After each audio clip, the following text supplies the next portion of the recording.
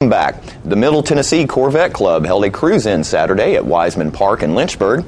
Jim stopped by and spoke with club members about the event. Ladies and gentlemen, we're here today at Lynchburg, Tennessee for the annual Corvette Cruise-In, and I'm speaking today with Eddie Smith, who is the chairman of this event, and Kevin Dawson, who is the president of the Middle Tennessee Corvette Club. I believe it's Middle Tennessee Corvette Club, isn't that correct? And Eddie, it looks to me like this is a pretty good event you got going on here today. I've heard some very positive things walking through the crowd. Well, it's our fourth year, Jim. We have clubs here from Huntsville and Chattanooga. One couple, the Jews couple from Louisiana. They've been here every year for the last 4 years. So, and also Nashville, and we've got a couple here from Florida. 70 vehicles is what somebody told me a minute ago, and you got to be pleased with that. Yes, sir. Yes, sir. And we want to thank the city of Lynchburg because, as everyone knows, we had a bad rain down here last week, and they've done a wonderful job of getting things cleaned up for us this year. Kevin, this is your first year, I believe, as president? Yes, it is. Kevin, I'm assuming you own a Corvette as well? Yes, I've got a 50th anniversary edition. Okay. Guys, how long has this club been going on? I know it's your fourth annual cruise-in. We're hitting our fifth year. We just sort of tossed it around and started a cruise-in our first year, and Jack Daniels being a good draw. It's, with name recognition, we've had good turnouts every year, Jim. And you see a lot of really some classic, some newer model Corvettes out here, and I think you offer prizes, do you not? Yes, we do. We have first and second place for each category, which is C1 through C7. The C1 through C7 means each year is the change of the body style over the years, 1, 2, 3, 4, 5, 6, 7, what have you. So 2 for each class, and we have one trophy, which is a bottle of Jack Daniels sitting over there etched with best in show. Yeah. The best overall. Now, that's a heck of a prize, I've got to say. It is. It really is. Yes, sir. Now, you both own Corvettes, and I know you've owned probably a couple. Is that right, Eddie? My third, yes. Third one. Tell us about the Corvettes you've owned. Well, I wish I had it now, Jim. I had an orange and white 69, 427, 4-speed. Of course, that was back when gas was 30 cents a gallon, too. Right. Then got married, got rid of it, and a couple of years later, I ended up with an emerald green 72 Stingray.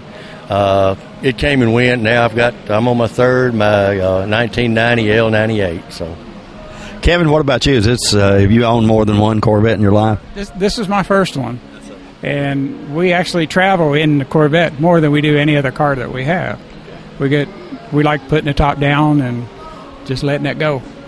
That's interesting because I was here one day and a couple of years ago, and I think you guys had a 55, 56 Corvette over here, and I did not realize at that point that they didn't have power steering or any of that stuff. Now, it was all in your arms. Right. It was all in your arms. It sure was. Now it's all computer. And AM radio also. Only an AM radio. An AM radio. Okay. But, now it's good to note that they are really good driving vehicles now, as well as being so very sporty and powerful. Well, they've gone from the C1, the first, some people don't realize, but the first Corvettes had a straight 6-cylinder in it, which was called a Blue Flame. And it's evolved now where you can get a 650 horsepower 2015, which is hard to believe. I don't know how anyone could use that much horsepower. I don't know what it is. I don't know what the horsepower is on it, but Callaway is custom built. That's unbelievable, the 650 horsepower. I mean, what would top speed be on something like that? 200 plus, easy. Yeah. Unbelievable. You need to be on the Autobahn in Germany, I think, to open that thing up.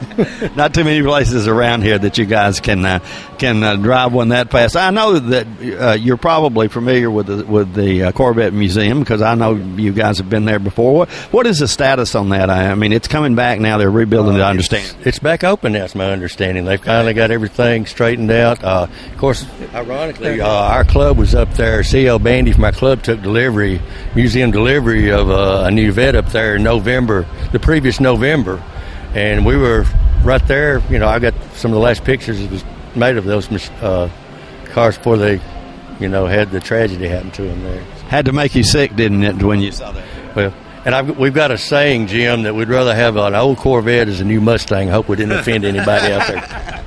Hey, I'm just the MC here, guys. I mean, but I do enjoy this show, and I do enjoy looking at these Corvettes, guys. And the great thing you're doing to get them out here where a lot of other people that maybe don't own one can have an opportunity to look at it. And looks like it's going to be a yearly event now. So welcome anyone to come down. It's probably going to be the second week in July from here on. So, all right, great fun here today. I'm going to go out here and enjoy some of it too, because I'll enjoy these great cars as well, and that's why I'm here today, for goodness sake, as well as the great company. Guys, thank you so much for letting us come down here and have a look at these cars. We appreciate it. Every year, Jim.